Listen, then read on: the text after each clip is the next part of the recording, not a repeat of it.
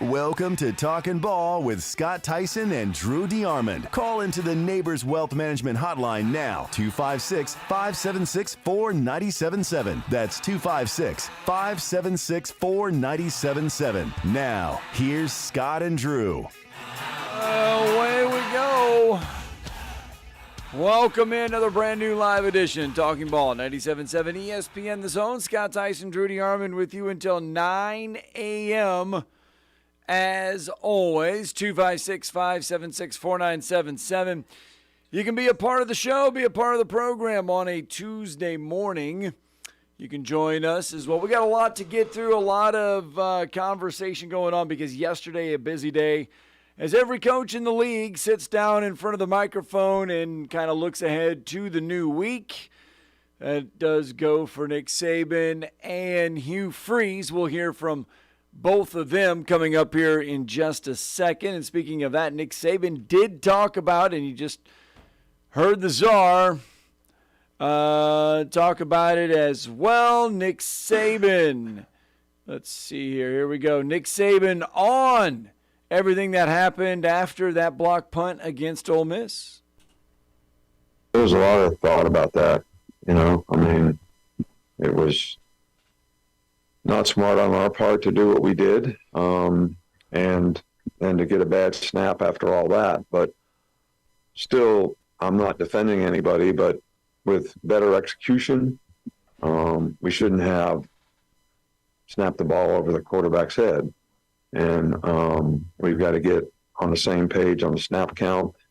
But I agree with you that, there's a time when it's 1st and 1 at the 1. Why do you need to be in the gun? There you go. It's called the Lane Kiffin. That's why you don't get in the gun inside the 5-yard line.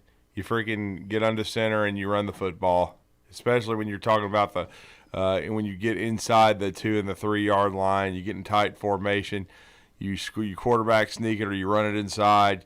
You don't get in the freaking shotgun. I've always thought it was stupidity. Too many teams do it. That's why I was going to say it's not just an Alabama thing. This is a college football thing. Just dumb. Like I say, when you get inside the 5, you should do more tight formations and things like that instead of spreading yourself out and giving yourself an extra yard to yard and a half to break the plane. It was utter stupidity, idiotic. If you need 1 yard and you're lined up in the shotgun, your quarterback is 6'2", 220 pounds. You get under center and you sneak it in. If you can't, fire somebody. That's what you do. You fire the offensive line coach. You fire the offensive coordinator if they can't do it. It's common sense. I mean, good grief. You get under center and you score the touchdown. That's what Alabama should have done. They executed everything else perfectly. On defense, they got to stop. Ja'Cory Brooks got a great punt block. You got all the momentum, and then you hike it over the freaking quarterback's head, even though the quarterback should have come up with it. It was a little high. I mean, okay, the worm burners are the ones that are the center's fault. All right. Right. But he shouldn't even been in the friggin' shotgun anyway. Get under there, sneak it in like you did the week before against South Florida. You're outsmarting yourself. Are you just trying to get on a Greyhound? I mean, come on. Stupidity. Dumb. But hopefully they'll learn from it. And it was a good question by Rodak. 256-576-4977. That is how you can be a part of the program, be a part of the show. Now, Nick Saban also went on to talk about Mississippi State because remember, Saturday when they played Ole Miss, that was going to be the last time that Alabama will see Ole Miss for a few cycle rotations of the schedule because the SEC is changing things up. So we won't see, or I should say Alabama will not see Ole Miss for a little while. The same thing can be said Saturday after they take on Mississippi State. They won't see the Bulldogs after a little while. That's why Lane Kiffin was lamenting it so badly, because he wanted to smirk off into the sunset and say he beat the GOAT. Well, he didn't. He never does. Probably never will. So whatever. Even though never's a long time, but he tends to, Bloviate? Well, I don't know about. I'm not talking about Bloviate. He plays mind games in the media. But what I was gonna say is, I mean, when he tends to coach, scared, in my opinion, when he plays against Alabama. Yeah. I think at least it seems like he does to me. It's the same thing every time. They adjust in the second half, start stopping his offense, and he can't counter it because he's not Steve Sarkisian. I mean, I think Lane's a good offensive mind, but I think Sark's a great one. And I don't think Lane's a great head coach. I've never thought he was. As I said yesterday, what has he ever won? Tell me, besides a Twitter war /X or a press conference with his funny quotes or what he says at SEC media days. I mean, he's a great quote and everything like that. But what has he ever won? And besides a group of 5 conference championship at FAU. I mean, and then a national championship at Alabama as offensive coordinator in 2015. That's the only real championship he's won, in my opinion. But, again, I just don't think he's a great coach, and I think he freezes up every time he plays against Saban. He tries to play mind games in the media, but then when push comes to shove and you get between the lines, you couldn't shove a 20-penny nail up the crack of his ass, and his teams get beat every time. Let's go on to the phone lines real fast. Mark from Huntsville with us. Good morning, Mark. Morning. I'm sorry. I almost had to pull off the road on that one. That was a good one. I'm quoting Wayne Gambrell on that one. That's my late second father. He used to say that all the time when teams would freeze up and not. He said it about Mike Shula constantly. Let's just be blunt. Well, speaking of Shula, I got to give him credit on one thing. There was a jumbo package he had back in the day. They get down there on the one. He put a dang lineman in there, and he put his tailback, and they would just power in. And that's the thing I know that Shula did. I am surprised that Coach Saban, as long as he's been there, he's been pretty consistent of not, I know in South Florida, I think he said that we got down there and we snuck it in. My memory's just not good, but my memory. We got you, Mark. Go ahead. Yeah, I'm sorry. Anyway, I was going to get to mainly the fact that you don't do a quarterback sneak there, and Saban doesn't override a call. If that's if let's say that's the offensive coordinator's call, I've seen him do that before in 2009 in the Auburn game. Late in the game, there was a call made, and he changed it and then changed it to a pass play where they threw the ball to Upchurch late in the game. So I know Saban will override a call and call timeout if he needs to.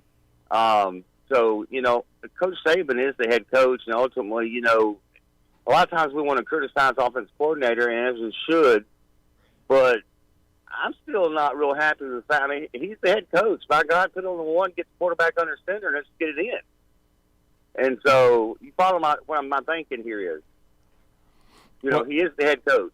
Yeah, he is. I mean, I was as surprised as anyone. I mean, I was at the game, and the friend of mine, Freddie Kirby, was with me, and he said the same thing. He said, "What are they doing in the shotgun?" He goes, "We're probably not even going to score." And we mean in Alabama, and then not even 30 seconds later, the snap goes over the quarterback's head, and you're just thinking, great. I mean, because with this offense, Jalen Milroe is a developing quarterback. He's certainly not a finished product.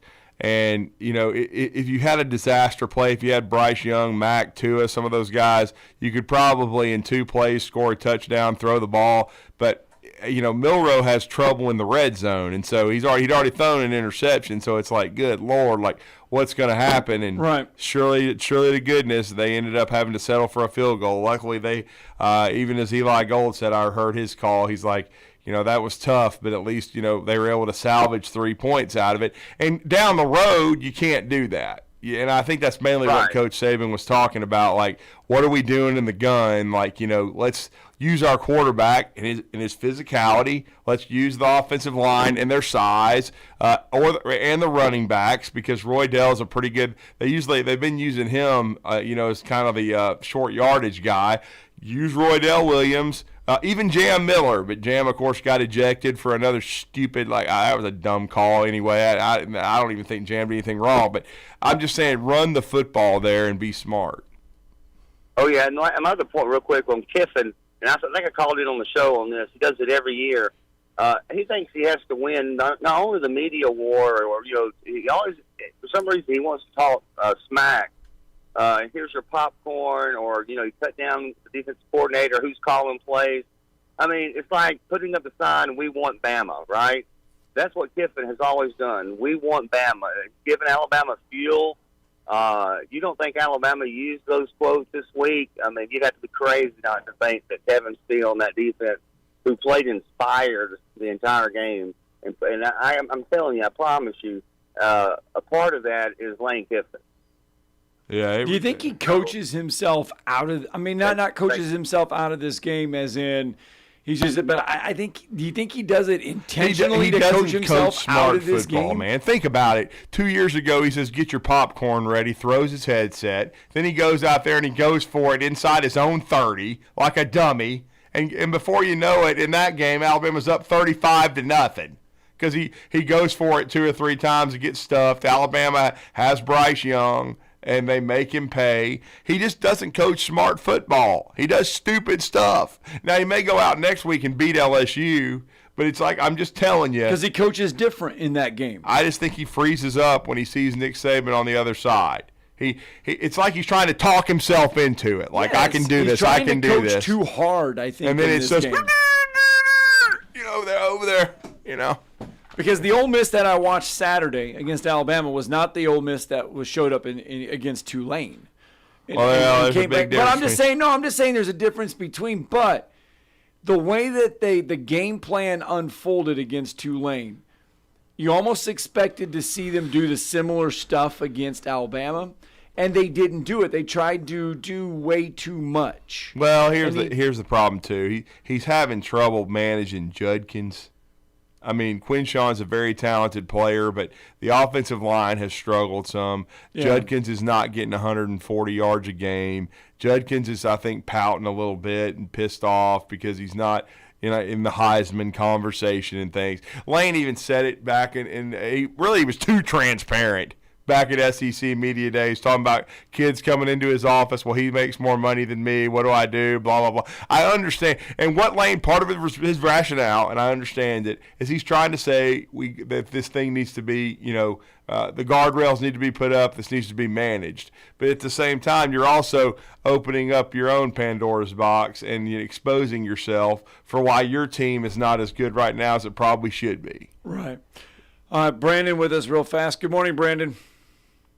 Morning. Morning. Well, he appears to have won the Pete Golding War. Well. And good luck to him on that one. Chief of Fat Hobbit will not be missed around here, that's for sure. Texas School District building most expensive high school football stadium at nearly $100 million. $100 million.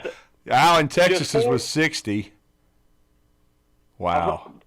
4 years after opening a $48 million facility. Oh, wow. Now, what school is this? This is 8,000-seat stadium. 8,000? Yeah, Prosper, Rock Hill, Frisco, and Walnut Grove proper is reported to has rolled as many as 3,000 new students this year because they're all leaving California. All leaving California. Get the hell out of California. Pac-12 refugees, as we would refer to them as. $100 million high school football stadium. Wow. Y'all got what in Huntsville? 5 teams that play on the same field? Yeah. Yeah, we don't have anything like that. I don't see any school around here ever. But here's the funny part: like, it holds more than 8,000, because like Brandon just said, this thing's going to hold 8,000 people. Right. But I mean, they probably got suites and everything like that, and a radio booth bigger than our press boxes. Yep. Just saying. Yeah, Stark's probably got his own recruiting booth with some lazy boys and a 100-inch screen. Yeah. $100 million for a high school stadium. Wow. I mean, Buford High School built a whole new school stadium, everything. I think it was 70-something million. Right. That's an entire school. Yeah. Two or three gyms, massive lunchroom where you can get all the kids in there in a 1 hour period. And Buford is a public school, right? It's a public school, but they did raise a lot of money through bonds. Oh, okay. They did. a lot of that money was raised from the public because the parents had put their money where their mouth is. But $100 million on a high school stadium, I never thought I would see today. I mean, there's so many places they're getting turf for $100,000, and they feel like they've got something. Well, I saw this, and I said, wow. The amazing thing about Buford, I can remember less than 10 years ago, Brandon, that's how much the school has grown, and you talk about what they've built. They were like a 2A school or something, and now they're like, what, the largest class in Georgia? Yes, they have won a state championship in every single classification, 1A through 7A. So they were 1A at one time. At one time, they were 1A, and they are the fastest-growing school district right now in the state of Georgia. And they built that school and then turned around and made it kind of a quasi-middle school and built this whole crazy new complex that they got now. And I'm sitting here thinking their football stadium at $100 million is going to cost more than the entire Buford High School complex that was just built. Wow! How did we get here? Yeah. Crazy, man. Interesting. Thanks, Brandon.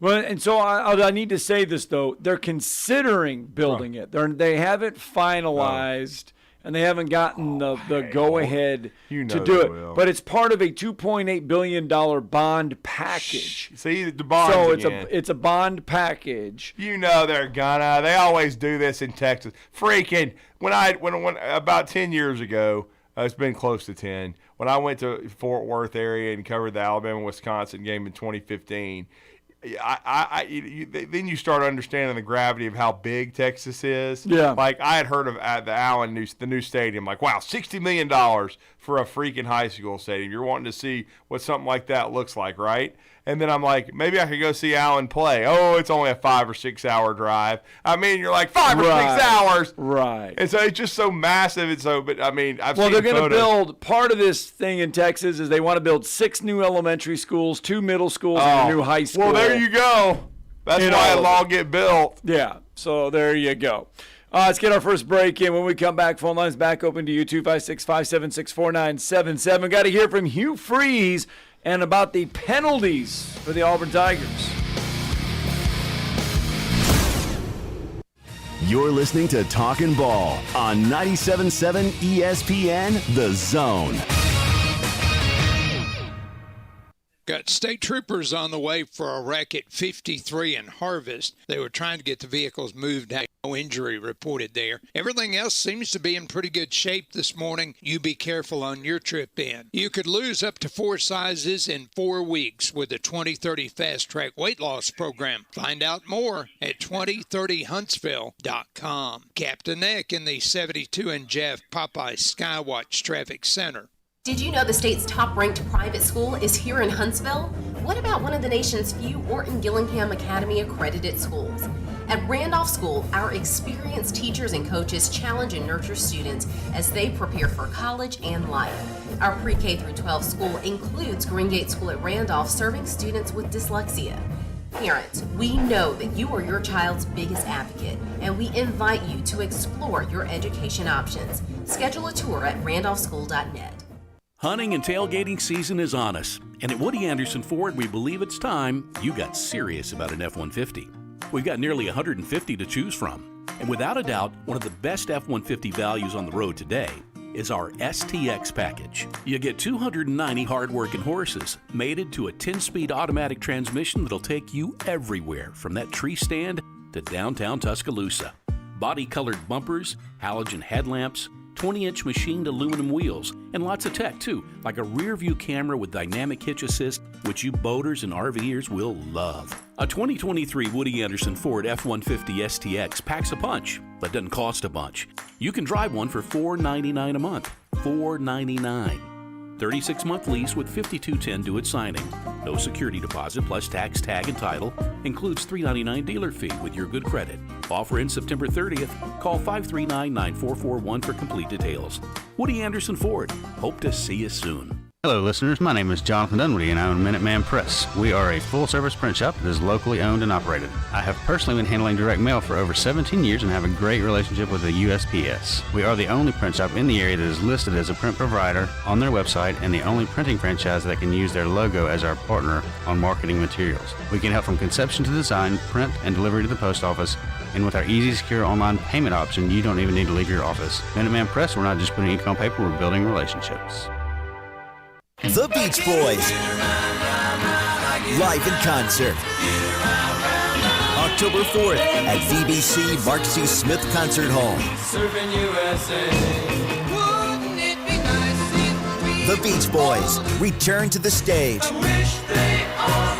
Tickets on sale now at Ticketmaster.com. Don't miss the Beach Boys live. Tired of the same old menu options everywhere you go? Then you need to try Metro Diner in Huntsville and Madison. The award-winning Metro Diner serves up signature dishes like their Charleston shrimp and grits, famous fried chicken and waffles with strawberry butter, and lots more. Their entire menu is available anytime, breakfast, lunch, or dinner. And stop by for brunch on Saturday or Sunday and enjoy the lowest price mimosas in town. Airport Road, Huntsville, and Highway 72 in Madison. In diner or at home, make it Metro Diner. Injuries at work happen all the time in Alabama, so do motor vehicle and slip and fall accidents. If you're hurt at work or injured in an accident, I want you to call my good friends at Pond Lehocky Giordano. That's Pond Lehocky, Alabama's injury law firm. They got your back just like they've got mine. For personalized legal support, reach out to Pond Lehocky at 855-774-3838 or pondlehocky.com. No representation is made that the quality of the legal services to be performed is greater than the quality of legal services performed by other lawyers. Tom Abraham here for my friends at Alumni Hall. Alumni Hall is the ultimate shopping experience for Alabama and Auburn fans. Located right here in Huntsville, come shop the best selection of officially licensed apparel, hats, Yeti, accessories, and gifts. Whether you're heading to the spring game or shopping graduation gifts or just love to show your school pride daily, come see us at Alumni Hall. University students, faculty, and military receive 10% off in store, and you can earn cash back with our Hall Pass rewards. Alumni Hall, located in Bridge Street Shopping Center, or shop anytime at alumnihall.com. All right, welcome back. Talking Ball 97.7 ESPN The Zone. Penalties have plagued both Alabama and Auburn to start the year. Saturday, it reared its ugly head for Auburn on the road at Texas A&M. If you are keeping track of the offensive line penalties, just the offensive line penalties, Auburn is in a category where they don't want to be, and that is leading the SEC in offensive line penalties this season. Auburn has had 16 offensive line penalties this year, which leads the SEC. Texas A&M has 15, South Carolina has 14, Tennessee has 13. In case you're wondering, just offensive line penalties, Alabama only has 7 offensive line penalties this season. Georgia has the fewest in the league at 3 right now. So it's Georgia, Mississippi State with 6, Alabama with 7. Those are the bottom 3. Auburn is leading the SEC in offensive line penalties. Hugh Freeze talked about said penalties yesterday. Well, there's 4 of them that I didn't like, and I've turned them in. I don't see them. Then there's 3 that 2 were intentional to try to back us up to punt and give Oscar a little more room to try to pin them deep. The false start can happen. We had one of those. Trying to remember what the others were. There was a holding call on a pass play that was probably legit. So I mean, it was a mixed bag. You can't have 10 penalties though for whatever reason, and it put us behind the chains. And thought we controlled the second quarter. I think we had it for 12 minutes and came away with 3 points, which I think that defines the game. You control the ball 12 minutes in a quarter, you got to get some points. And we certainly felt like we were in field goal range, at least. Forget touchdowns. Let's just say we were in field goal range on four different occasions, and got knocked out either because of penalties or a sack after that. And that's really where the game. And then the 7-minute span in the third quarter. where we did not get any first downs, and they got explosive plays for whatever reasons. I think just flipped the game. So can't have the 10 penalties, and that's not typically who we are, and we've got to get that cleaned up. Got to clean up the penalties. Well, they got to get better players. That's just blunt. And they're not good enough on offense. Their running back room's pretty good. The receivers are not. At least and definitely the penalties played a role in it, but they've got to do a better job. And Freeze knows that. That's why they're hitting the recruiting so hard. They've got to be better outside. Now, they've been talking about the drops and guys being open and the quarterback has to see them and all that kind of stuff. But let's be blunt. I mean, Auburn hasn't been turning out receivers lately as far as pros. The last dude I can remember, and he's still in the NFL with the Giants, is Darius Slayton, and I want to say he was like a 7th-round pick, and he wasn't even considered a great player at Auburn. They've got to get better outside. There's no doubt about it, and I think that's what's hurting them. I do think he's starting to assert himself as far as the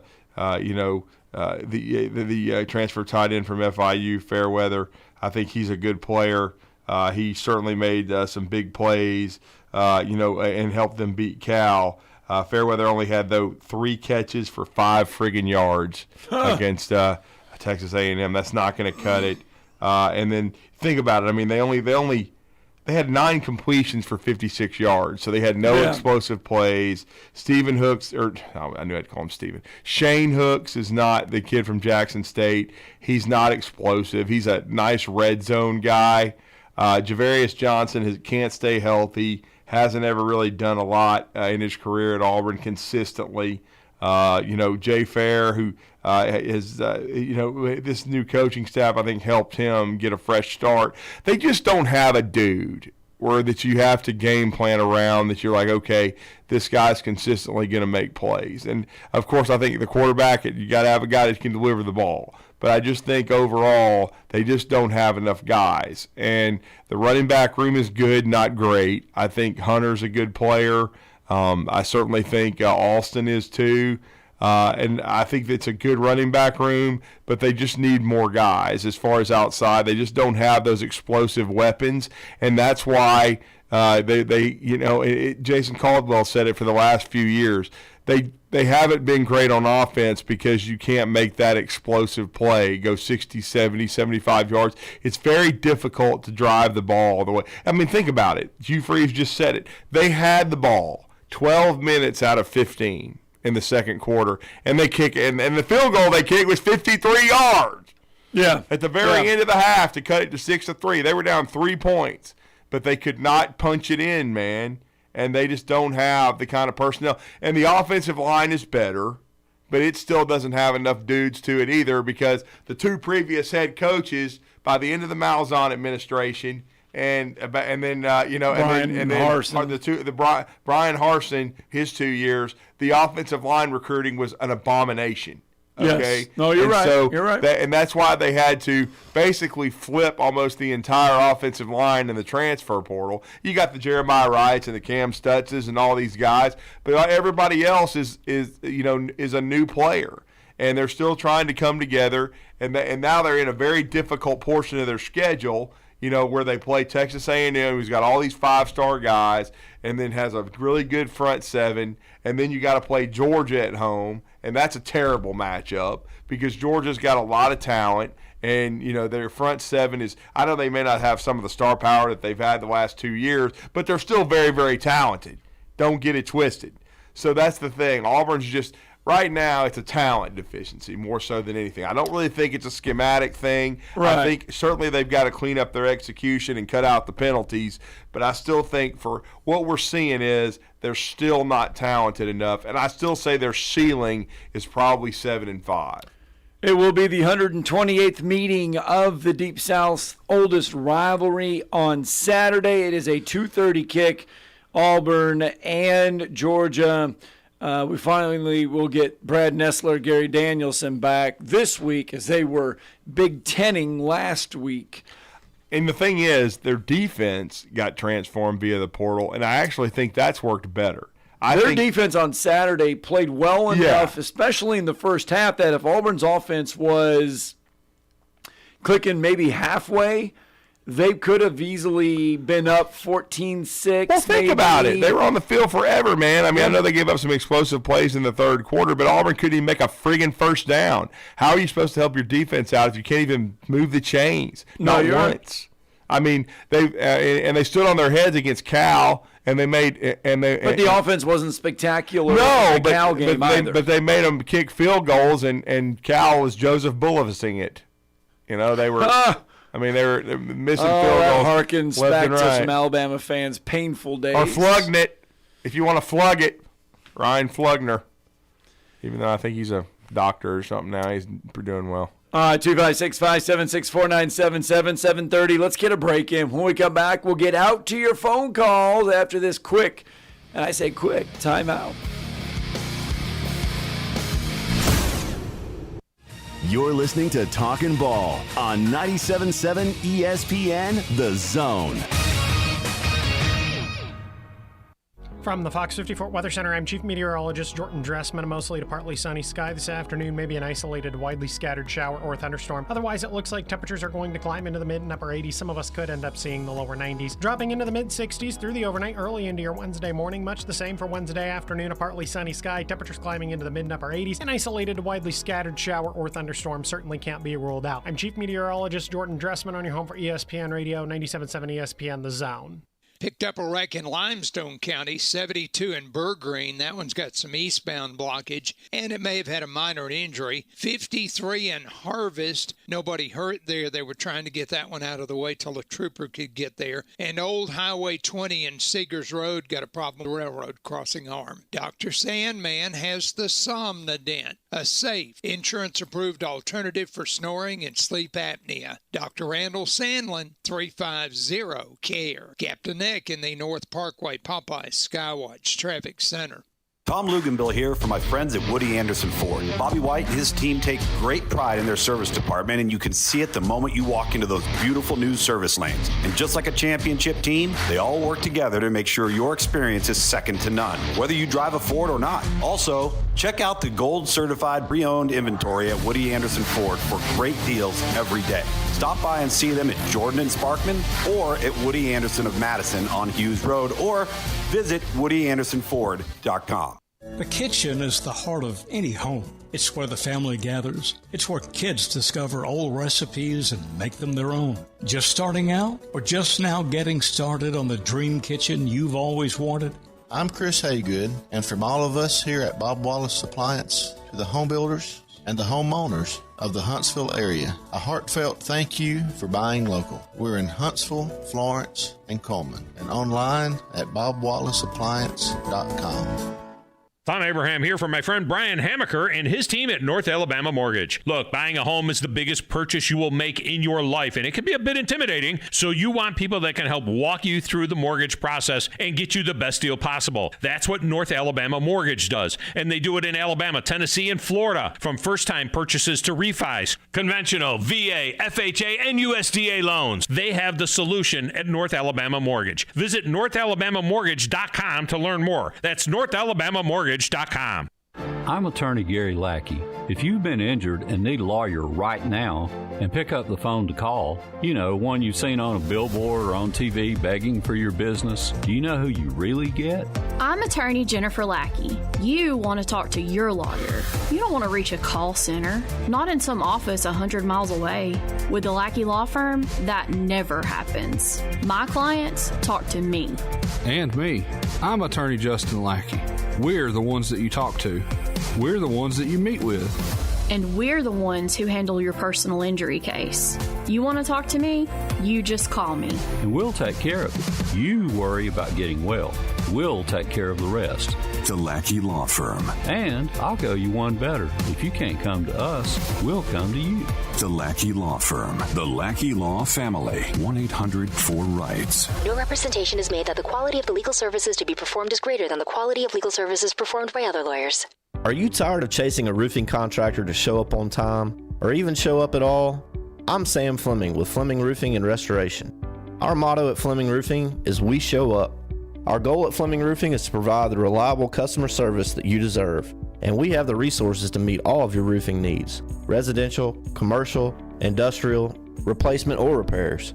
We are manufacturer certified for roof coatings, single-ply membranes, and asphalt shingles. Whenever you need a roofing professional you can count on, call Fleming Roofing and Restoration. We are committed to finding the solution that meets your needs.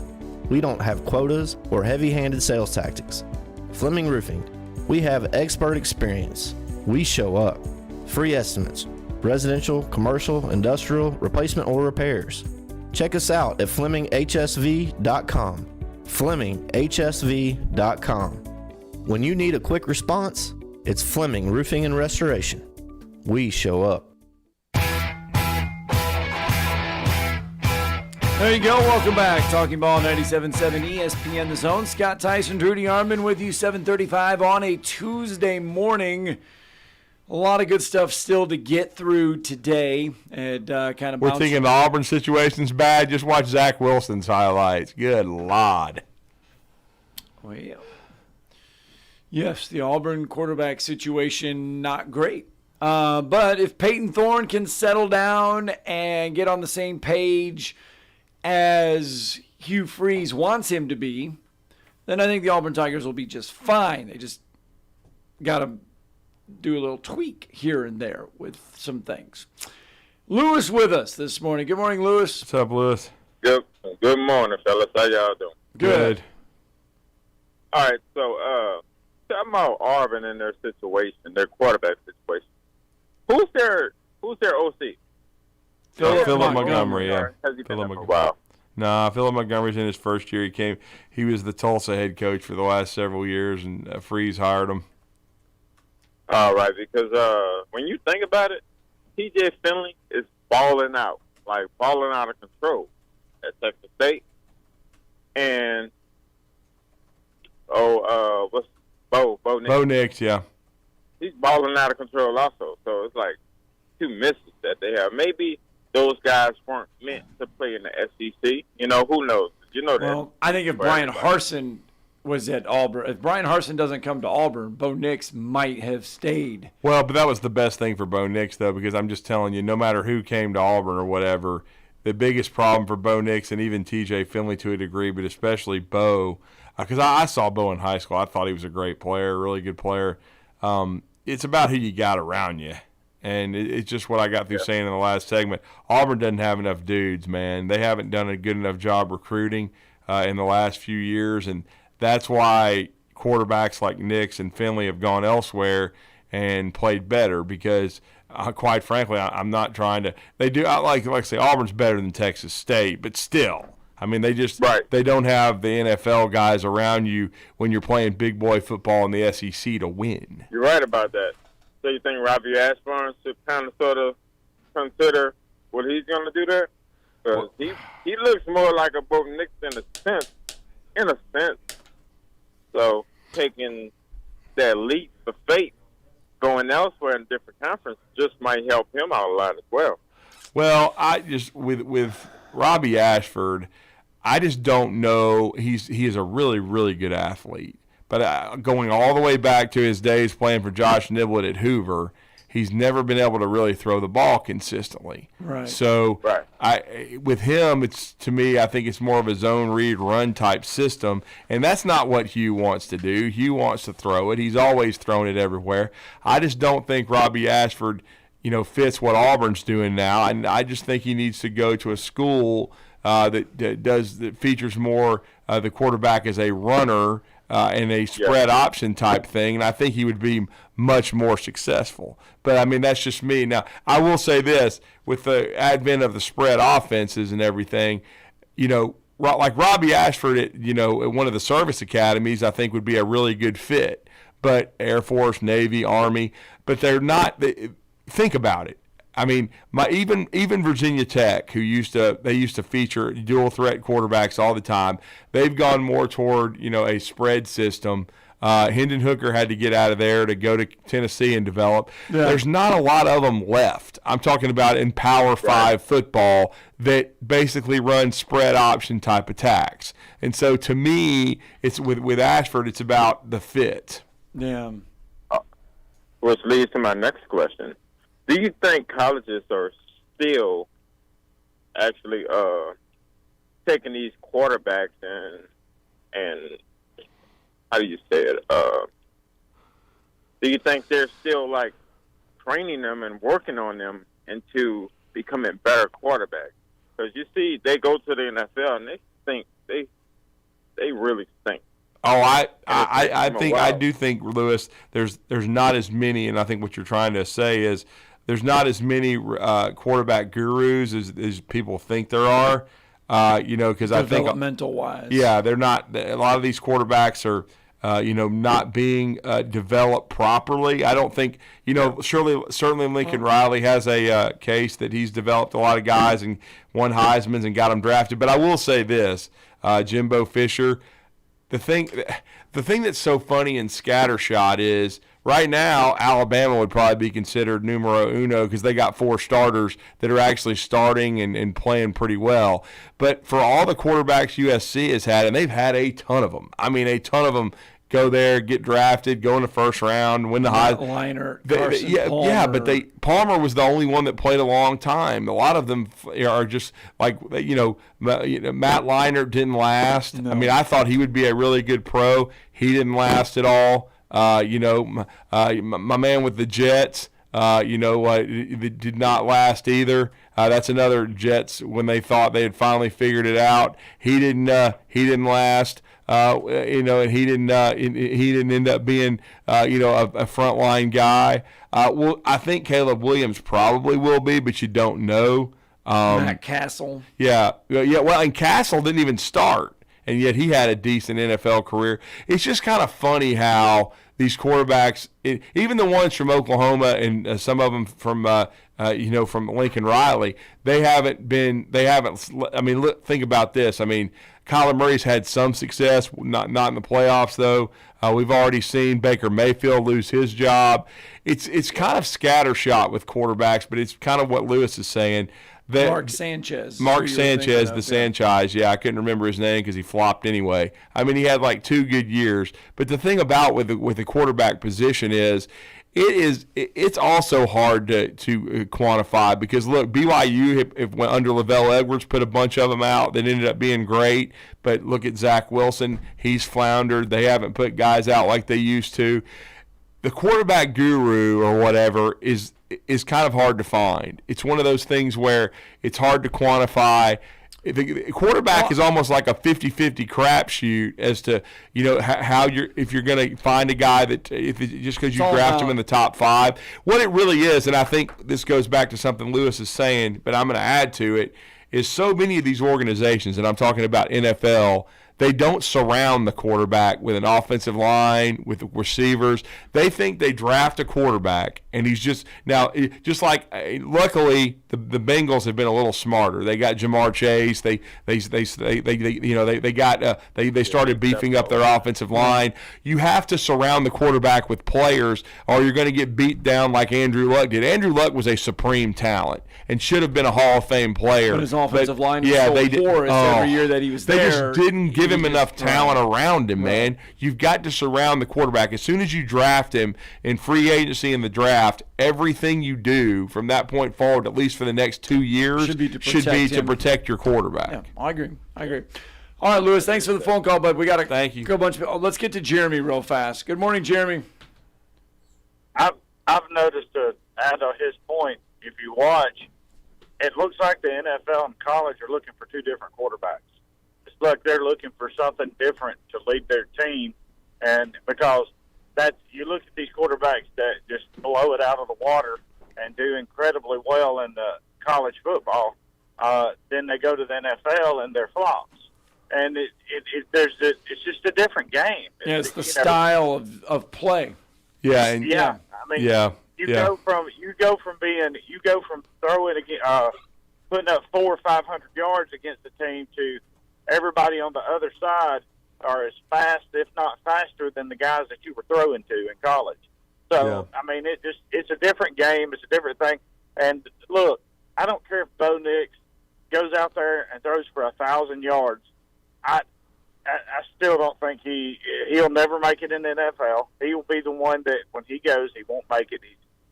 When they talked about Bryce Young being too short, I mean, what did they think about Bo Nix?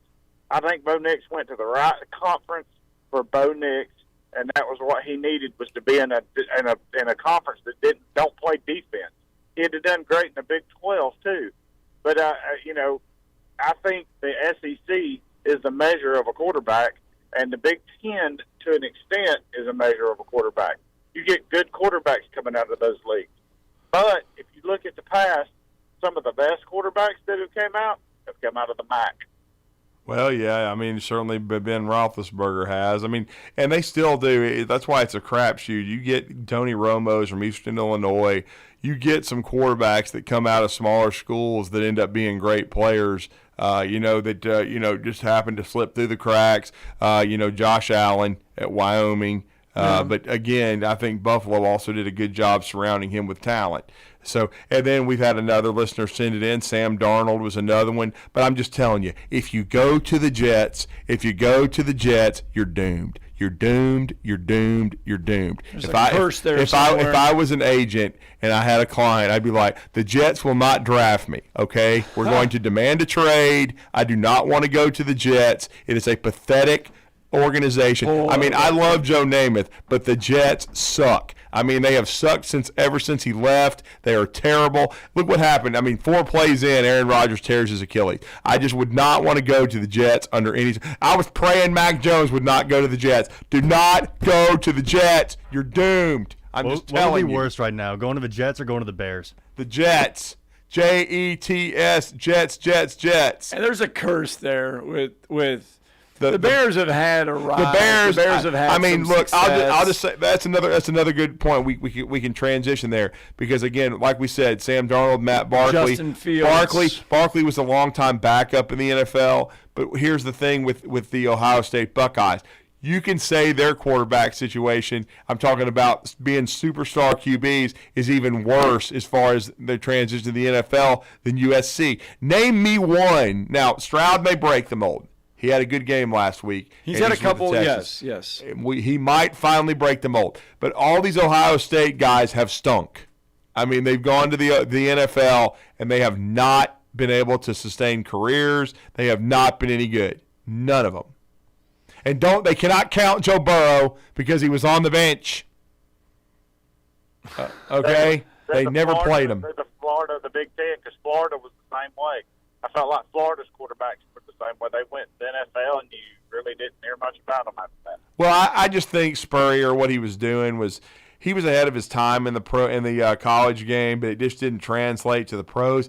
It's just like, Jeremy, if you look at Art Briles and you look at Robert Griffin III, you look at all these quarterbacks that he's had there that were so good and that were in his systems at Houston too.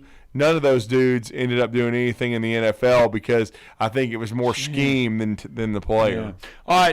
All right. Jeremy, we got to get a break in. Speaking of that, you got Troy Smith, Terrell Pryor, Braxton Miller, Cardell Jones, all of them. Let's get a break in. JT Barrett. Yeah. The list goes on and on and on. Let's get a break in. More Talking Ball when we return. Ellis, we'll get to you next, I promise. You're listening to Talkin' Ball on 97.7 ESPN, The Zone. It is turning into a busy morning. Got a wreck in Morgan County, 36 eastbound at Union Hill Road, 231 northbound at Bobo Section in Hazel Green. Both of those are no injury. Westbound 565 on the ramp at Greenbrier. Nobody hurt there. 72 in Burr Green in Limestone County has eastbound blockage. That one may have had a minor injury. 53 in Harvest is waiting on a trooper. And the old Highway 20 and Seegers Road, they got a problem with the railroad crossing arm. DeArmond D&L Refrigeration repairs heating and air conditioning units for homes and businesses. D&L 256-652-1207. State license 08091. Captain Nick in the Jordan Lane Popeyes Skywatch Traffic Center. Specializing in simple and affordable rentals, McCurry Van and Car Rental can make sure you have just the right vehicle for your next family vacation, weekend getaway, or if you just need transportation while your vehicle is being repaired. McCurry carries Ford Transit vans and Mercedes Sprinter vans, trucks and work vans, and more. And they offer discounted rental rates for long-term rentals. Now with 4 locations: Athens, Muscle Shoals, Coleman, and Huntsville. Log on McCurryRentals.com to make your reservation now. That's McCurryRentals.com. Are you in the market for a recreational vehicle? Do you want to get out and see more of this beautiful country? Well, imagine hearing the laughter of your little ones enjoying gooey s'mores by a cozy campfire and making lasting memories with your friends and family from the comfort of a new camper. We can make your dreams come true at Hall's RV. With over 15 years in the camping business, we know how to get our customers into the perfect camper. We have several models and floor plans here for you to choose from, both new and used. We're family owned and operated with fantastic deals and great service. Everyone wants to work with people they can trust, so come on down to Hall's RV and get the deal of a lifetime. We'll treat you right and get you on the road in the camper of your dreams. Visit us on Highway 431 in Albertville. Hall's RVs, where we sell fun. Or see us on the web at www.hallsrvsales.com. Since 1986, Full Moon Barbecue has been cooking quality meats low and slow over a hickory wood-fired pit. From ribs and wings, brisket, turkey, catfish, and sausage to the best butts in town. If you're planning a holiday or a birthday party, Full Moon has a large banquet room. And Full Moon is ready for your next catering or tailgate. Just call us and we'll take care of everything. 256-713-0070. Full Moon Barbecue on the Parkway next to Costco. The best little pork house in Alabama. This is Wes Neighbors sitting here with Philip Love of not only Eagle Insulation, now he represents Eagle Companies. Eagle through the years have added several companies to help individuals or builders through their construction renovation process. Eagle is known to represent quality, efficiency, and professionalism. Philip, I know you do insulation, but do you do masonry? We do. Do you do grading, erosion control, and dirt hauled off? We do. Do you do after paint, which includes shower doors, mirrors, shelving blinds, and bath hardware? Yes, we do, Wes. Do you do landscaping and irrigation? Yes, we do. So basically, Eagle can help you all along your process of building your house or doing renovations. So do you do plumbing? We do not, Wes, but we can find somebody to do it. Just give them time. They'll be there. Anyway, call Eagle Insulation at 256-755-1556. Eagle saves you time. Eagle saves you money. Call Eagle today. Thanks, Wes.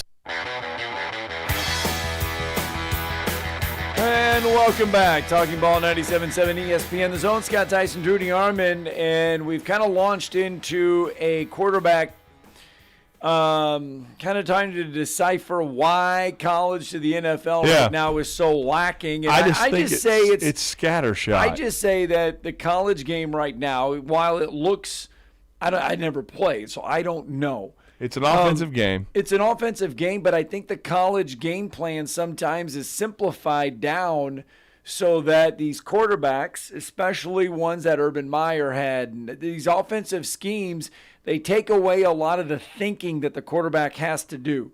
And they make it very 1, 2, 3 for them, so they don't have to think a lot. When they get to the NFL, it's more, they got to think more. They got to go through more of their reads. They got to find the 1, 2, 3, 4 progressions, and they don't do it sometimes because the college game, they simplify it for them. Well, I just think that two of the greatest quarterback minds in the sport are Andy Reid and Steve Sarkisian.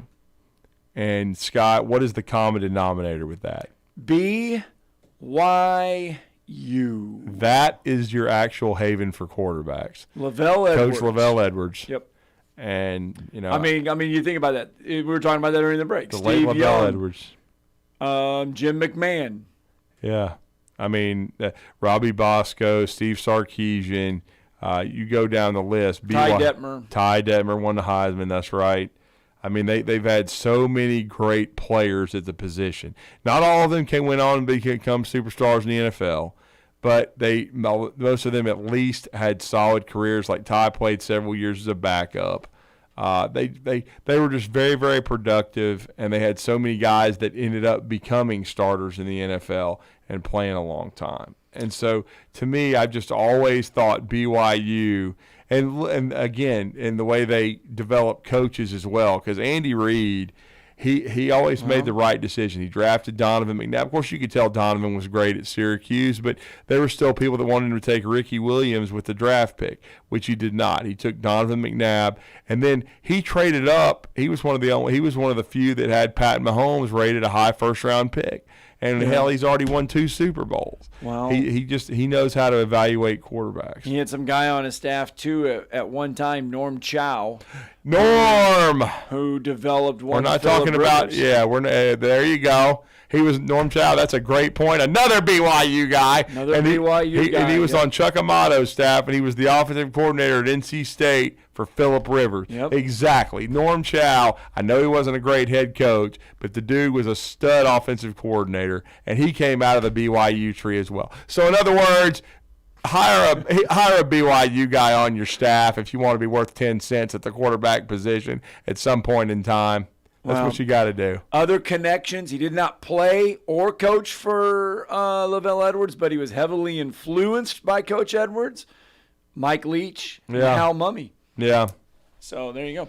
All right. But I will say this for those guys, their systems have been very, very productive. Right. But like Tim Couch flopped. I mean, Gardner Minshew's hanging around. Gardner, he did a good job, but I mean, he just and Will Rogers is a good player, but I just think you're still kind of a product of that system. Yes. All right, let's get to Ellis real fast. Good morning, Ellis. What's up? How y'all doing this morning, fellas? Good, Ellis. How are you? Doing fine. I'm finally getting my voice back from Saturday night. I was one of those yelling in the stands. Yeah, it was a good crowd, Ellis. It was. It's a good crowd and good live crowd. You know, hollering and cheering. Yep. I know it's just one game, but you know the defense hadn't played that good until this game. You know, until the Ole Miss game. So I seem to think they've. I guess the only players meeting, you think that might have had something to do with it, or? I don't know. I think, to be honest with you, I think when you look at this Alabama team and you look at college football teams as a whole, you're not going to play great in week 1 or week 2. You want to look good, but it's not a finished product. I think this Alabama team is one of these teams where you look at them in week 10 and you compare them to what they look like in week 2, and they're going to get better just because you've got some guys in different roles and things have got to get ironed out. And I think the Alabama defense is that way. I think this next week, they may even look better than what they did this week. They're just going to keep building on that. And the key to the drill is going to be the development of Jalen Milroe, and as he continues to improve, that's what Alabama's got to hope. Yeah. Well, I think he improved on the intermittent passing. You know, intermediate. Passing. Yeah. I think he improved a whole bunch on that over the weekend. Right. Thanks, Lewis, for the phone call. Thanks, Ellis. Appreciate it. Yeah, it's just a work in progress. You don't have to be a national championship team in week 1, week 2, or week 3. But Alabama just doesn't have margin for error now because they dropped the game to Texas. Right. All right, let's get a break in. Call Ellis. Thank you. When we come back, college football continues. Florida traveling to Kentucky. This is Brent Musburger's VSiN Action Update on 97.7 ESPN The Zone. Unlike other credit cards that decline sports betting transactions or treat them as a cash advance, the GBank Visa Signature Card can load directly to your favorite sportsbook apps. G.bank/VSiN. Gives to Mixon. Joe finds room up the middle. He runs into the end zone. Nice. Touchdown. The call on Bengals radio, 19-16, the win over the Rams on Monday night. Matthew Stafford got picked off twice as the Rams dropped to 1-2. The Bengals get their first win of the season. They're 1-2. Joe Burrow started at quarterback despite being out all week with an injury. Joe Mixon had 19 carries for 65 yards and a touchdown. Cincinnati was favored by 3, minus 150 on the money line. Had the Rams won, they were at plus 150. The Eagles beat the Buccaneers 25-11. Philly was favored by 5.5. Philly minus 240. The Bucs plus 222. Get the latest lines and more at vsin.com.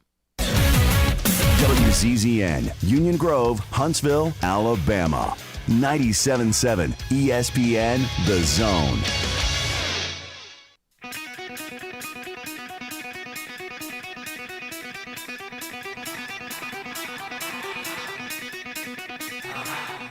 Welcome to Talkin' Ball with Scott Tyson and Drew DeArmond. Call into the Neighbors Wealth Management Hotline now, 256-576-4977. That's 256-576-4977. Now, here's Scott and Drew. Welcome back. Hour 2 of Talking Ball officially underway. And, hey, the Florida Gators picked up a lot of momentum with their win against Tennessee. A win that quieted some of the critics surrounding Billy Napier. Because you remember, I mean, just as much as we talk about Lane Kiffin not being able to win big games, Billy Napier going into his, second year, it was like, okay, is this the right guy? Is he able to win these games? And he beats Tennessee. And now the narrative is, you know what, maybe this Florida team is not so bad. Maybe what we saw against Utah was a really good Utah team, and Florida maybe having a bad night. I don't know. But now Florida has to do something that, hey, they haven't been able to do in a little bit in a couple seasons, and that is beat Kentucky. Well, they do, but this is a big game because, Billy, that win was immense in so many ways in the swamp against Tennessee. It gave them a chance to really jump up in the standings. I mean, I was, in Nashville when I was trying to decide how good Florida would be. I decided that I would pick them 5th. It looks like that was a big mistake. First of all, Austin Armstrong has just been a godsend. Right now, probably the 3 best defenses in the SEC are Florida, Alabama, and Georgia. But Florida's defense, since that first quarter, the hiccup against Utah, has played outstanding. And by the way, Utah is undefeated, so Utah is a really good team. They're really solid under Kyle Whittingham. They don't ever get enough credit. But Florida is improving every game. Graham Mertz is not spectacular, but he doesn't have to be with the way they've set their team up. And I think the one thing we've seen, too, is Florida offensive line-wise has gotten a lot better since they had to have that tough opener against Utah. But this is going to be a litmus test here, no question about it, them going to Kentucky. But Kentucky, the reason I like Florida here is because I know it's on the road, but Florida's schedule has been infinitely more difficult than Kentucky. So we really don't know how good Kentucky is. Now, they may be very, very good. And we'll see because I picked Kentucky 3rd, but we've already seen Tennessee fall. So, we're going to talk some Gators with our next guest. He's host of the Gator Blitz. He does an outstanding job. It's always great to welcome him back in. He also has the Gridiron Growl podcast, and it's Mark McLeod, and he's with us on the Neighbors Wealth Management Hotline. Mark, good morning. Hey, good morning, Drew. Scott, good to be on with you guys. Yeah. So, Mark, let me ask you this. Florida travels to Lexington. 2021, they lose there in Lexington. It stops the big streak. Tennessee goes to Gainesville a couple weeks ago. Florida able to prevail. Billy Napier, gets applauded. What the rebuild is right back on track. It's going great. He travels to Lexington this weekend. How much can he not afford to lose this one to give all that goodwill back from the Tennessee win?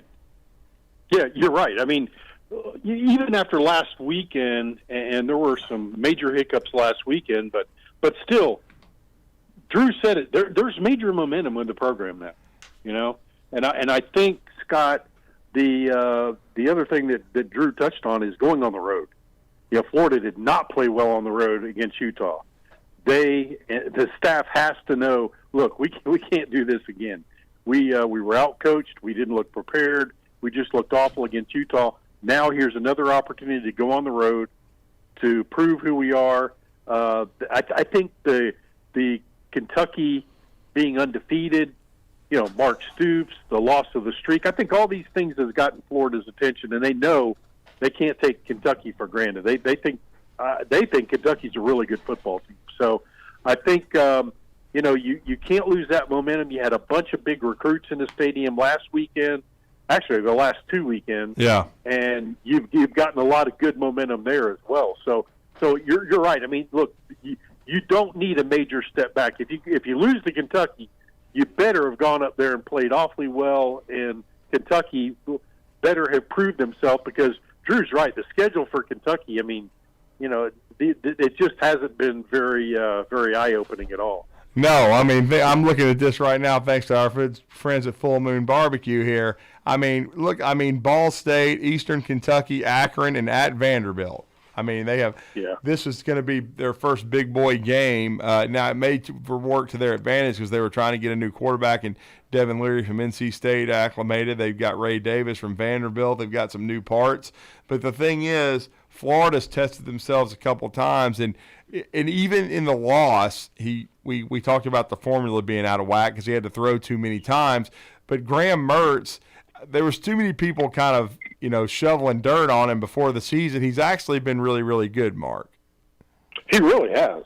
You look at players among the FBS who have at least 100 pass attempts. He's third nationally in completion percentage. I mean, that's what Florida needed that they didn't have with Anthony Richardson, was a guy who was accurate and could complete passes.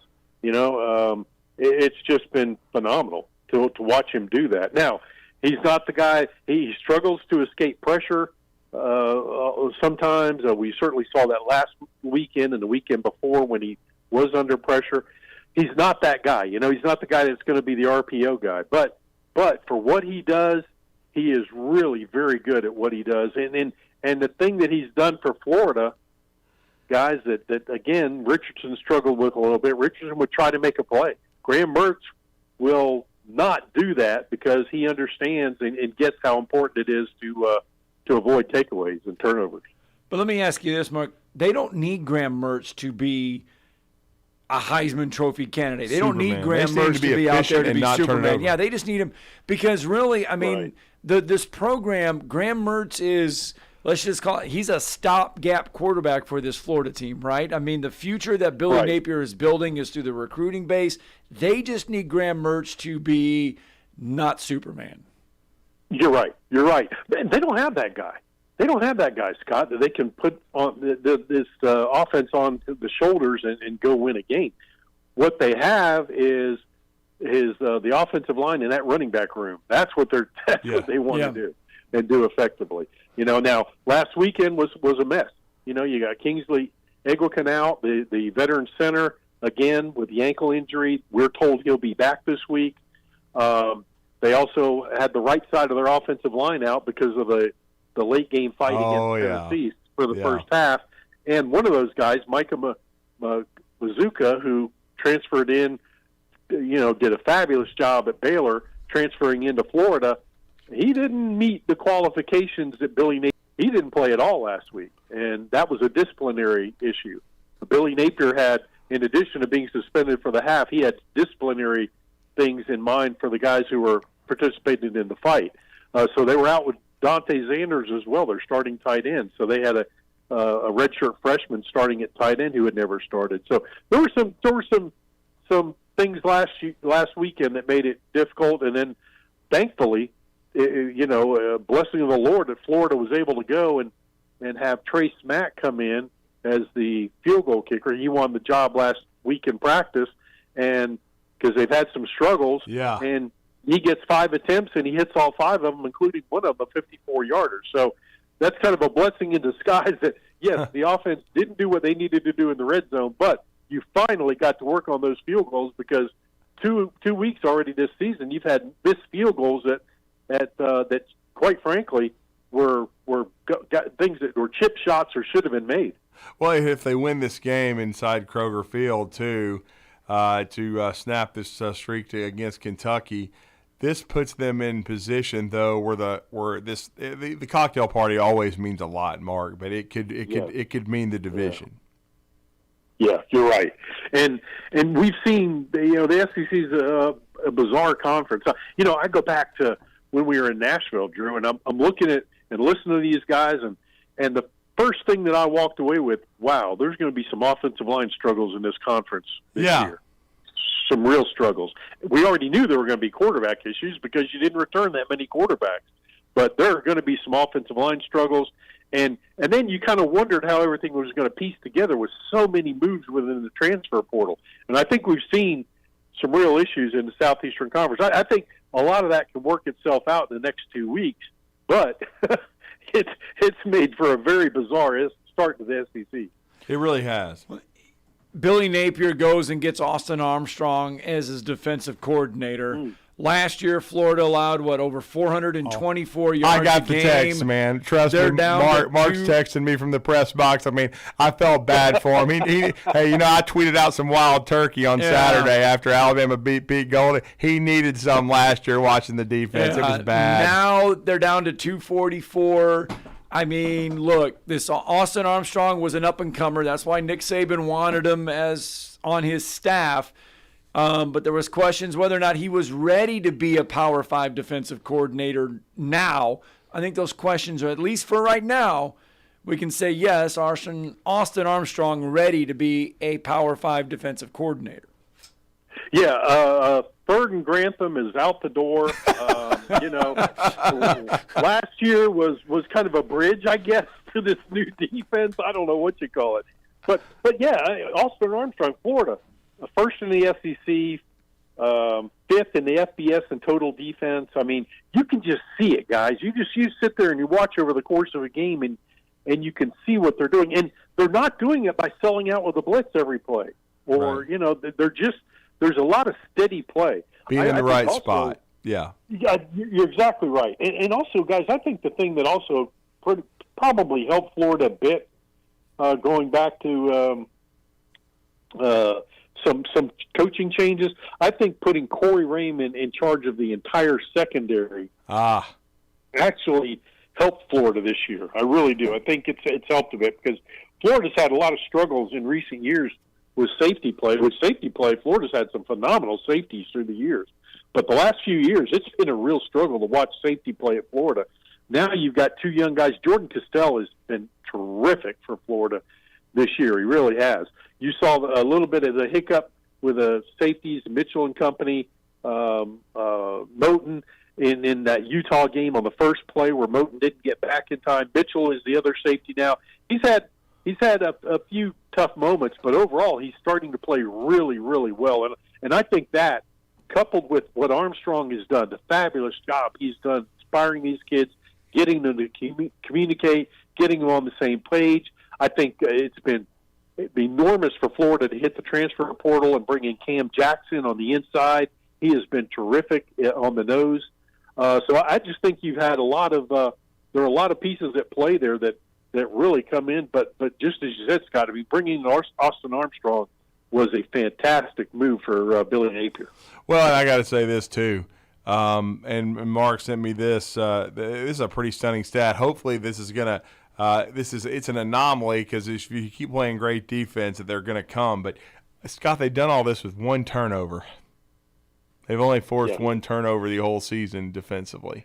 Wow, that's pretty. Maxwell Hairston for Kentucky picked off two passes and took them in the house against Vanderbilt. He has more turnovers himself than Florida has the entire season. Yeah, so Kentucky has 8 takeaways this season. But yeah, that's the amazing thing, guys. Is they've had a couple fumbles on the ground, and they've not been able to capitalize. I think I told you guys last time in, I mentioned that to one of the Florida players, and I said, hey, you guys had your hands on 2 or 3 balls. He said, I know. We have to take advantage of that. That was before the Kentucky game. So it'll be interesting to see what happens. It really will. What in your mind, to beat Kentucky on the road, a Kentucky team that's going to be playing with a lot of confidence, has been, I think they knew going into this. And Coach Stoops would have been very disappointed if they weren't 4-0 going into this game. But what's the key for Florida to get a road win, or keys, I should say? I think the first key is Mertz got hit a lot last weekend. He really did. Now, granted, we had issues on Florida had issues on the offensive line with 3 starters out. You get those guys back this week. That's going to be a major help for Florida. Get the offensive line and get that running game going have to be the first 2 keys. I think Florida's worked out a little bit in the passing game. Certainly, when you look at some of the things Florida's done, they've been able to get the backs and a little bit of the tight end in on the passing game, which is something they didn't do a few games ago very well. So I think, but getting that running game going is key, and then that defense just has to keep playing like they've been playing. It would be nice if they could get a few takeaways, guys. It really would. But I think you're seeing certain areas of the Florida team come together. Meanwhile, there are other areas where they've taken, a step back here or there. And Billy Napier told us in the post-game press conference, look, we saw a lot of issues against Charlotte. He goes, but guys, these are things that are correctable. He said, I go back to the McNeese game when we saw some issues, and going into Tennessee, he goes, I'm telling you guys, these are correctable, and lo and behold, they got them fixed. They need to get them fixed again. Do you ultimately see Florida being able to get on the road and do enough to get a win? I think they've got the ability to. Yeah, I think it's going to be a tough game, but I do think they can get it done. Scott, this is Kentucky's first big test. They've ripped off a lot of big plays. I think the offensive against Vanderbilt. I think the offensive line's getting a little better for Kentucky. I think that's going to be a battle to watch because Florida's defensive front has played so well. If that Kentucky offensive line is getting better, if what I saw against Vanderbilt, if my eyes didn't deceive me, that's going to be a real fun battle to watch all Saturday long. Yeah, and this sets up well, too, because if Florida can get this game, you play the Vanderbilt Commodores in the Swamp, then go to South Carolina, and then you get a bye, and then it's a pretty good murderer's row the last 5 weeks, Mark. It really is. It really is. And again, a team that just got to come together. Florida with a little over 40 new faces that weren't on this football team in December. So, it's just kind of bringing it all together and getting everybody on the same page.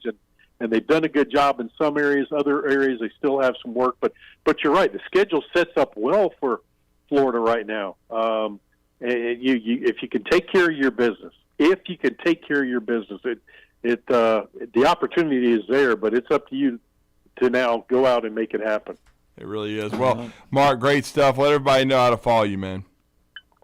At McLeod Live, McLeod Live, and, of course, the early game against Kentucky going to be interesting too, guys, because Florida's played night games the entire season. This is going to be their first early test. Yeah, It's going to be 11 a.m. The Gators getting started early over in Kentucky, 11 Central, and then, of course, 12 Eastern. Thanks, man. Hey, thanks a lot, guys. Always good to be on with you. Thanks, Mark McLeod, with us, helping us break down Kentucky and Florida, a 11 a.m. kick on ESPN on Saturday. Let's get a break in. When we come back, phone lines back open to you, 256-576-4977.